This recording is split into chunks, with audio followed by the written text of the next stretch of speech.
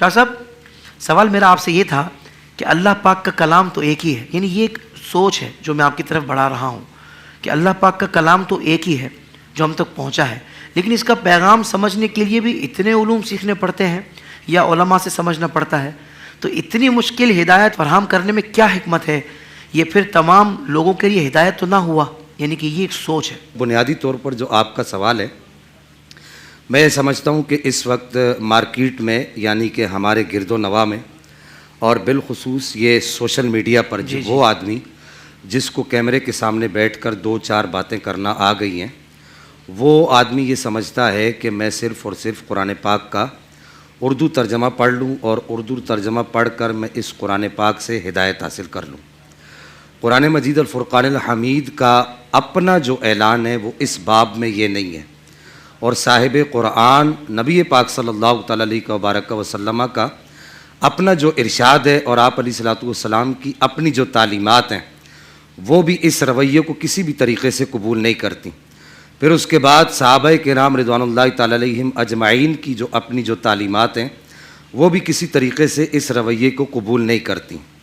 اور پھر اس کے بعد آپ یہ دیکھ لیجئے کہ اہل بیت اطہار ائمہ مجتہدین امت کا ایک بہت بڑا طبقہ ہے، وہ بھی اس رویے کو قبول نہیں کرتی۔ میری ملت کے نوجوان کا اور بالخصوص یہ سوشل میڈیائی ریڈی میڈ دانشوروں کا یہ سب سے بڑا مسئلہ یہی ہے کہ وہ یہ سمجھ بیٹھے ہیں کہ قرآن مجید الفرقان الحمید کو سمجھنے کے لیے اور اس قرآن مجید الفرقان الحمید کے پیغام کو لوگوں تک پہنچانے کے لیے صرف ایک کیمرہ اور ایک ایڈیٹر اور ایک اچھی مشین کی ضرورت ہے بس، اور ترجمہ قرآن کی ضرورت ہے، اس کے علاوہ ہمیں کچھ بھی نہیں چاہیے۔ اللہ اکبر۔ اب بنیادی طور پر آپ یہ دیکھیے کہ قرآن مجید الفرقان الحمید کے علوم کو سمجھنے کے لیے جن علوم کو اور جن چیزوں کو ضروری قرار دیا گیا ہے، آپ احادیث کی کتب چھان ماریے، جگہ جگہ پر آپ کو احادیث کی کتب کے اندر ایک باقاعدہ طور پر یہ باب ملے گا کہ جس باب میں یہ کہا گیا کہ من قال فی القرآن برأیہ، کہ وہ آدمی جس نے اپنی طرف سے قرآن مجید الفرقان الحمید کے اندر کوئی بات کہی، قرآن پاک کی کوئی آیت پڑھ کے اس کی اپنی من مانی تشریح بیان کی، من مانی تفسیر یا تعویل بیان کی، اس آدمی کے باب میں پورا ایک باقاعدہ تقریباً ہر کتاب حدیث کے اندر باب باندھا گیا ہے۔ اچھا، امام ابو داؤد نے ابو داؤد شریف کے اندر الکلام فی کتاب اللہ بغیر علم پورا ایک باب باندھا ہے۔ تو پھر یہ بڑے بڑے محدثین کیا یہ لوگ نہیں سمجھتے تھے کہ ہم عربی ہیں، اچھا عربی بولتے ہیں، اچھی عربی لکھتے ہیں، اچھی عربی سنتے ہیں، اچھی عربی پڑھتے ہیں، قرآن کی مرادوں کو ہم اپنی طرف سے بیان کر دیں؟ اب آپ دیکھیے کہ کتنے بڑے محدث ہیں۔ امام ترمذی رحمہ اللہ وہ محدث ہیں کہ جن پر خود امام بخاری سرکار جو ہے آپ پر ناز کیا کرتے تھے، امام مسلم آپ پر ناز کیا کرتے تھے، اسحاق بن راہوے جیسے بڑے بڑے محدثین آپ پر ناز کیا کرتے تھے، لیکن آپ نے ترمذی شریف کے اندر پورا ایک باب باندھا ہے، باب ما جاء فی الذی یفسر القرآن برأیہ، کہ یہ باب اس آدمی کے لیے ہے جس نے اپنی طرف سے قرآن پاک کی تفسیر بیان کی اور وہ یہ سمجھا کہ میں نے بس یہ کام بس اپنی طرف سے امت کو ایک پیغام پہنچا دیا۔ اب محدثین کا اس طرح کے ابواب باندھنا کیا بتاتا ہے؟ یہ جو لوگ آج یہ کہتے ہیں کہ ہمارے لیے صرف یہ جو مختلف جو کتابیں ہیں، بخاری ہے، مسلم ہے، سنن نسائی ہے، ترمذی ہے، یہ سیاست اور دیگر کتب احادیث ہیں، ہم انہی کتابوں کو اپنا موٹو بناتے ہیں، تو ان لوگوں سے میں یہاں پر ایک انتہائی درد مندانہ سوال کہہ لیجئے، میں یہاں پر یہ سوال کرنا چاہوں گا کہ ایک طرف آپ یہ نعرہ لگاتے ہیں کہ آپ کہتے ہیں کہ جی ہم صرف بات قرآن سے کرتے ہیں یا قول حبیب الرحمن سے کرتے ہیں، یعنی کہ ہم بخاری، مسلم، ترمذی، سنن ابی داؤد اور سنن ابن ماجہ ان کتابوں سے بات کرتے ہیں۔ تو بھائی ان کتابوں کے اندر محدثین نے باقاعدہ خود باب باندھے اور باب باندھ کے اس کے تحت خود رسول اللہ کے اقوال لائیں، نبی پاک علیہ الصلوۃ والسلام کی احادیث لائیں کہ آپ صلی اللہ تعالیٰ علیہ وبارک وسلم نے ارشاد فرمایا کہ من قال فی القرآن برأیہ فاصاب فقد اخطأ۔ اب یہ دیکھیے کہ کتنا زبردست نبی پاک علیہ السلام ان لوگوں کو تنبیہ فرما رہے ہیں، یہ زبان رسالت آپ سے تنبیہ کی جا رہی۔ میری ملت کا نوجوان یہ سمجھتا ہے کہ ہم لوگ یعنی اہل السنہ ہم جو ہے ان کے لیے مشکلات کھڑی کر رہے ہیں، ہم لوگ جو ہے ان کو قرآن سے دور کر رہے ہیں, اور وہ آدمی ٹھیک بات کر رہا ہے جو کیمرے کے سامنے بیٹھ کے بند کمرے میں وہ یہ کہتا ہے کہ جی بس قرآن پڑھو اور اردو ترجمہ پڑھو, بس تمہارا کام ہو جائے گا. اب رسول اللہ صلی اللہ تعالی علیہ وسلم اس رویے کو قبول نہیں فرماتے. آپ فرماتے ہیں کہ اگر کسی آدمی نے, یہ حدیث مبارکہ پڑھ رہا ہوں, کہ آپ نے فرمایا کہ اگر کسی آدمی نے قرآن پاک کے باب کے اندر اپنی طرف سے کوئی بات کی, اگرچہ وہ درست بات کر رہا ہے اپنی طرف سے, اگرچہ وہ درست بات کر رہا ہے, فَأَصَابَ فَقَدْ أَخْطَأَ, اگرچہ وہ درست کہہ رہے ہیں لیکن اس کے باوجود اس نے خطا کی. یہ ترمذی شریف کی حدیث مبارکہ ہے. ترمذی شریف کے اندر بھی موجود ہے کہ نبی کریم صلی اللہ تعالی علیہ وسلم نے ارشاد فرمایا, من قال فی القرآن بغیر علم فلیتبوأ مقعدہ من النار. اگر کوئی آدمی اپنی طرف سے قرآن پاک میں رائے قائم کرتا ہے, اپنی من مانی تفسیر بیان کرتا ہے, اپنی من مانی تعویل بیان کرتا ہے, تشریح بیان کرتا ہے, تو نبی پاک علیہ الصلوۃ والسلام نے ارشاد فرمایا اسے چاہیے کہ وہ اپنا ٹھکانہ خود ہی جہنم میں تلاش کر لے. اللہ اکبر, اللہ. اب اس طرح کی احادیث موجود ہے. اور پھر آپ یہ دیکھیے کہ سنن نبی داؤد شریف کے اندر یہ حدیث مبارکہ موجود ہے. حدیث کا نمبر ہے 4691. نبی پاک صلی اللہ تعالی علیہ وسلم نے ارشاد فرمایا کہ یہ جو قدری لوگ ہیں جو تقدیر کا انکار کرتے ہیں, اس کے بارے میں آپ علیہ الصلوۃ والسلام نے ارشاد فرمایا کہ اگرچہ میں یہ اس کے اندر ایک اضافہ کر رہا ہوں کہ اگرچہ یہ لوگ قرآن پڑھتے ہیں, اگرچہ یہ لوگ قرآن پڑھ کے سناتے ہیں, قرآن سمجھنے کی کوشش کرتے ہیں, لیکن اس کے باوجود نبی پاک علیہ الصلوۃ والسلام نے ارشاد فرمایا کہ یہ جو لوگ ہیں القدریۃ مجوس هذه الامہ, یہ قدریہ جو لوگ ہیں یہ اس امت کے مجوسی ہیں. پھر آپ یہ دیکھیے کہ حافظ صاحب ستم بالائے ستم, کہ جن لوگوں نے مولا کائنات مولا حیدر کرار باب مدینۃ العلم خیبر شکن حضرت سیدنا مولا علی کرم اللہ تعالی کریم پر شرک کا فتویٰ لگایا, وہ لوگ کون تھے؟ خوارج. اور ان لوگوں نے قرآن کھول کے ایسے مولا علی کو دکھایا کہ علی یہ دیکھو قرآن کے اندر لکھا ہوا ہے ان الحکم الا للہ. تو وہ بھی تو قرآن پڑھنے کے دعوے دار تھے, وہ بھی تو قرآن مجید الفرقان الحمید کو پڑھ کے مولا علی کو دکھا رہے تھے. آج جس طریقے سے ہمیں قرآن دکھایا جاتا ہے 1.5 بائی 2 انچی کے کمرے کے اندر بیٹھ کے, اور یہ کیمرے کے سامنے بیٹھ کے ہمیں اسے کھول کے قرآن دکھایا جاتا ہے, ہماری ملت کے نوجوانوں کو دکھایا جاتا ہے کہ کہا جاتا ہے یہ دیکھو قرآن میں یہ لکھا ہوا ہے, جب خود رسول اللہ صلی اللہ تعالی علیہ وسلم کے عظیم الشان صحابی اہل بیت کے پہلے فرد, ان کے اوپر لوگوں نے شرک کا فتویٰ لگایا اور قرآن کھول کھول کے مولا علی کو دکھایا, عبداللہ بن عباس کو دکھایا, ابو موسیٰ اشعری کو دکھایا, دیگر صحابہ کو دکھایا, طلحہ بن عبید اللہ کو دکھایا, بڑے بڑے عشرہ مبشرہ میں سے صحابہ ہیں, ان کو قرآن کھول کھول کے خوارج دکھا رہے. اور نبی پاک صلی اللہ تعالی علیہ وسلم نے ان کے بارے میں 2 ٹوک الفاظ میں فرمایا کہ یقرؤون القرآن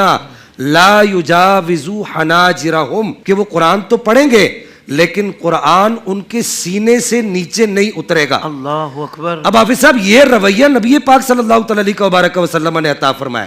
کہ یہ قرآن تو پڑھ رہے ہیں, اب یہ انہی لوگوں کے لیے عطا فرمایا, ان کا بھی یہ دعویٰ تھا, جو لوگ ان کا یہ دعویٰ تھا. اب آپ یہ دیکھیے نا, اس پر میں کچھ مثالیں دے دوں. بادشاہ اکبر کا ایک بڑا خاص آدمی تھا, اس کا نام فیضی تھا, ابو الفیض فیضی. حافظ صاحب علامہ صاحب اس نے تفسیر لکھی پوری, تفسیر سواطع الالہام کے نام سے, اور آپ کو حیرت ہوگی اس نے ایسی تفسیر لکھی 2 جلدوں میں کہ میں اس کو دیکھتا ہوں تو میں سر پکڑ کے بیٹھ جاتا ہوں, بغیر نقطے کے پورے قرآن کی تفسیر لکھ دی. اور دین اکبری کی بنیاد ڈالنے والا یہ آدمی تھا, بادشاہ اکبر کو گمراہ کرنے والا یہ آدمی تھا, بادشاہ اکبر کو لوگوں سے سجدہ کروانے کی دعوت دینے والا یہ آدمی تھا, بادشاہ اکبر کو بتوں کی پوجا کروانے پر مجبور کروانے والا لوگوں کو یہ آدمی تھا. بظاہر اتنا بڑا عالم تھا کہ قرآن کی تفسیر لکھی بغیر نقطے کے, اور اس کے باوجود وہ گمراہی کے دلدل کے اندر چلا گیا. اور پھر آپ یہ دیکھیے کہ اتنے بڑے بڑے لوگ جو ہے یہ قرآن مجید الفرقان الحمید کو پڑھ کر جو ہے وہ گمراہی کے دلدل میں گئے. اب یہاں پر بنیادی طور پر یہ بات تو سمجھ آ جاتی ہے کہ یہ جو رویہ ہے کہ قرآن مجید الفرقان الحمید سے ہر آدمی ہدایت حاصل کرنے کا دعویٰ نہیں کر سکتا. اب جو آپ کے سوال کا جو اگلا جو جزو ہے کہ قرآن مجید الفرقان الحمید کو سمجھنے کے لیے وہ جو علوم جو آپ کہہ رہے ہیں کہ قرآن تو اتنا مشکل ہو گیا, پھر تو یہ کتاب ہدایت نہ رہی, تو میں یہاں پر ان لوگوں کو جو لوگ ظاہر ہے آپ لوگوں کے سوال لیتے ہیں, تو جو لوگ اس طرح کے سوالات یا اس طرح کے اشکالات, اور بالخصوص میری ملت کا وہ نوجوان جو اس وقت ان ریڈی میڈ دانشوری کے چکر میں آیا ہوا ہے, اس کو یہاں پر میں دعوت فکر دینا چاہوں گا کہ میرے بچے, اگر یہ بات ایسے ہو کہ جس طرح تو کہہ رہا ہے کہ قرآن مجید اور فرقان الحمید کو سمجھنے کے لیے علوم کی ضرورت نہیں ہے, تو کیا تم حضرت عدی بن حاتم سے بڑے عالم, کیا تم حضرت سہل بن سعد سے بڑے عالم, کیا تم حضرت عائشہ صدیقہ رضی اللہ تعالیٰ عنہا سے بڑے عالم, کیا تم حضرت عمر فاروق رضی اللہ تعالیٰ عنہ وردہ عنہ سے بڑے عالم, کیا تم حضرت ابوبکر صدیق رضی اللہ تعالیٰ عنہ وردہ عنہ سے بڑے عالم, کیا تم حضرت مولا کائنات مولا حیدر کرار کرم اللہ تعالیٰ کریم سے بڑے عالم.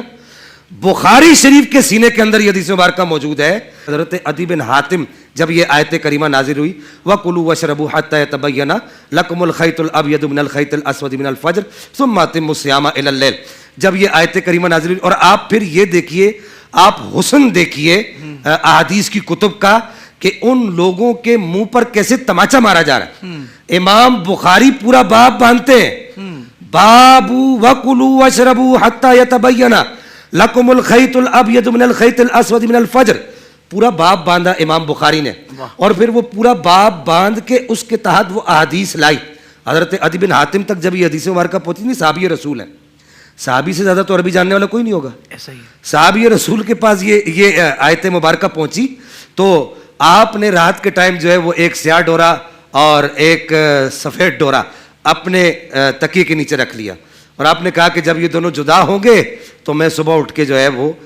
سحری ختم کر دوں گا اور کھانا پینا بند کر دوں گا. تو صبح تک تو وہ سیاہ ڈورے اور سفید ڈورے جدا نہیں ہوئے. انہوں نے کہا یا رسول اللہ, یہ تو سورج چمک گیا ہے, روشنی آ گئی ہے, یہ دونوں تو جدا ہوئے ہی نہیں. اب یہ نبی پاک صلی اللہ تعالیٰ علیہ وسلم کے پاس گئے.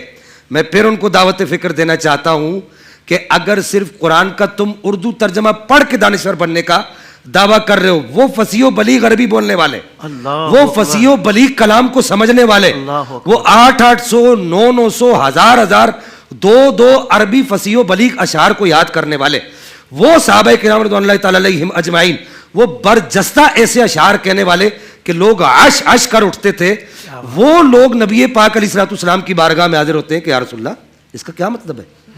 ابھی کیا سورج چڑھ گیا اور یہ سفید ڈورا سیاہ ڈورے سے جدا نہیں ہوا. تو نبی پاک صلی اللہ تعالیٰ علیہ وسلم نے ارشاد فرمایا, یہاں پر حقیقی معنی نہیں ہے, گویا کہ آپ نے فرمایا یہاں حقیقی معنی نہیں ہے, یہاں مجازی معنی مراد ہے. اللہ اکبر, اللہ وہ معنی مراد ہے, وہ قرآن کی من مانی تفسیر نہیں ہے. بہت اچھے شاہ صاحب, وہ جو تم بند کمرے کے اندر بیٹھ کر وہ 1.5 بائی 2 انچی کے کمرے کے اندر بیٹھ کر اور یہ کیمرے کے سامنے بیٹھ کر جو تم من مانی تفسیری بیان کرتے ہو, یہ وہ معنی نہیں ہے. یہ وہ معنی ہے کہ جب رات کا ڈورا صبح کے ڈورے سے جدا ہو جائے پھر سحری کو بند کرنا ہے. اب رہتی دنیا تک یہ پیغام بخاری کے سینے کے اندر موجود ہے. بہت اچھے, جو بخاری بخاری بخاری پڑھ پڑھ کے ان کو بخاری کا بخار چڑھ گیا ہے, ان دانشوروں سے میں یہاں پر یہ سوال کرنا چاہتا ہوں کہ مجھے بتاؤ کہ کیا یہ ان کے لیے اگر صرف قرآن کو پڑھنے کے لیے, قرآن کو سمجھنے کے لیے اگر صرف اس کی زبان کو سمجھنا کافی ہوتا تو پھر یہ بڑے بڑے صحابہ انہوں نے کیوں نبی پاک علیہ الصلوۃ والسلام کی بارگاہ میں عرضی لگائی؟ اور واضح طور پر حدیث کی کتب کے اندر موجود ہے. وقت زیادہ ہوتا جا رہا ہے, علامہ صاحب سے ہم نے برکت لینی ہے, ان سے بھی استفادہ کرنا ہے. واضح طور پر حدیث کی کتب کے اندر موجود ہے کہ صحابہ کرام رضوان اللہ تعالی علیہم اجمعین, یہاں تک کہ اتنے بڑے عالم مولا کائنات مولا حیدر کرار جن کو باب مدینۃ العلم کہا گیا, جب بھی قرآن کی آیت نازل ہوتی تھی تو نبی پاک صلی اللہ تعالی علیہ وسلم کی بارگاہ اقدس میں حاضر ہوتے اور حاضر ہو کے عرض کرتے یا رسول اللہ صلی اللہ علیہ وسلم اس آیت کا کیا مطلب ہے. اب یہاں سے یہ بات واضح ہو جاتی ہے کہ قرآن مجید اور فرقان الحمید سے ہدایت حاصل کرنے کے لیے صرف اردو ترجمہ کفایت نہیں کرتا. قرآن مجید اور فرقان الحمید سے اس کے قوانین کو سمجھنے کے لیے صرف کیمرہ اور بند کمرے کی فضا کفایت نہیں کرتی. قرآن مجید سے ہدایت حاصل کرنے کے لیے صرف اینڈرائڈ موبائل اور جو ہے فیس بک کفایت نہیں کرتی, یا یوٹیوب کفایت نہیں کرتا, انسٹاگرام کفایت نہیں کرتا, بلکہ اس کے لیے ان علوم کا ہونا لازم ہے کہ جن علوم کے لیے صحابہ کرام رضوان اللہ تعالی علیہم اجمعین نے اپنی زندگیاں صرف کی, اور ان میں جو بنیادی علوم ہے وہ ناسخ منسوخ کا علم ہے, مکی مدنی کا علم ہے, کہاں اتری کس موقع پر اتری, اسباب النزول کا علم ہے, اور پھر اس کے بعد باقاعدہ اور باضابطہ طور پر اس قرآن مجید الفرقان الحمید کا وہ جو بیک گراؤنڈ ہے, یہ آیت کیوں اتری, کس کے لیے اتری, کس کی مذمت میں اتری, اس میں صفت مذمت پائی جاتی ہے, صفت مدح پائی جاتی ہے. اس قرآن مجید الفرقان الحمید میں تنبیہ کی جا رہی ہے اس مقام پر, یا کسی کو جو ہے وہ بشارت دی جا رہی ہے. یہ سارے کے سارے علوم جب آپ کے پاس ہوں گے, اس کے بعد آپ قرآن مجید الفرقان الحمید کی مراد کو سمجھ جائیں گے. ولہذا اگرچہ یہ کتاب ون لائنر اگر میں اس کو بند کرنا چاہوں, اگرچہ یہ کتاب ہدایت ہے, لیکن یہ کتاب ہدایت صرف وہ جو ہمارے روزمرہ کے مسئلے ہیں, ان روزمرہ کے مسئلوں کو سمجھنے کے لیے. اب دیکھیں سورہ بقرہ کے اندر ایک آیت کریمہ موجود ہے, وَعَلَى الَّذِينَ يُطِيقُونَهُ فِدْيَةٌ طَعَامُ مِسْكِينٍ. اب اس کا عام ترجمہ جس کو عربی بولنا آتی ہے, جس کو عربی سمجھنا آتی ہے, جس کو عربی لکھنا آتی ہے, اس کا ترجمہ یہ بنتا ہے کہ جو طاقت رکھتا ہے تو وہ فدیہ دے روزے کے بدلے میں. لیکن یہاں علماء نے بتایا, مفسرین نے بتایا کہ عطا کا یطیق یہ باب افعال ہے, اور باب افعال کا خاصہ ہے سلب ماخوذ. سلب ماخوذ سے مراد یہ ہے کہ اگر ہاں ہے تو نہ کرتا ہے, اور اگر یعنی کہ اگر مثبت ہے تو منفی کرتا ہے, پوزیٹیو ہے تو نیگیٹو کرتا ہے, نیگیٹو ہے تو پوزیٹیو کرتا ہے. تو یہاں پر پوزیٹیو بات ہے تو سلب ماخوذ ہوگا, تو نیگیٹو بات ہوگی کہ اگر جو روزہ رکھنے کی طاقت نہیں رکھتا تو وہ فدیہ دے. تو یہ وہ بنیادی علوم ہے جو میں نے عرض کیے. ان علوم کے بغیر قرآن مجید الفرقان الحمید کو اگر آپ کہیں کہ یہ کتاب ہدایت بن سکتی ہے, تو میں سمجھتا ہوں کہ یہ ایک ناممکن سی بات ہے. اللہ اکبر, اللہ اکبر. بہت ہی مدلل گفتگو قبلہ شاہ صاحب نے حدیث مبارکہ کی روشنی میں بیان فرمائی, اور میں سمجھتا ہوں کہ آنکھیں کھول دینے کے لیے یہ گفتگو کافی ہے. اور اب بھی اگر نہ سمجھ آئے تو بس ہم دعا ہی کر سکتے ہیں. زندگی کے تمام شعبوں میں دینی رہنمائی حاصل کرنے اور آخرت کو بہتر کرنے کے لیے ہمارے YouTube channel Islamic digital studio کو سبسکرائب کر لیں اور بیل آئیکن بھی پریس کر لیں. قرآن سے بھی ملاتا ہے ہمارا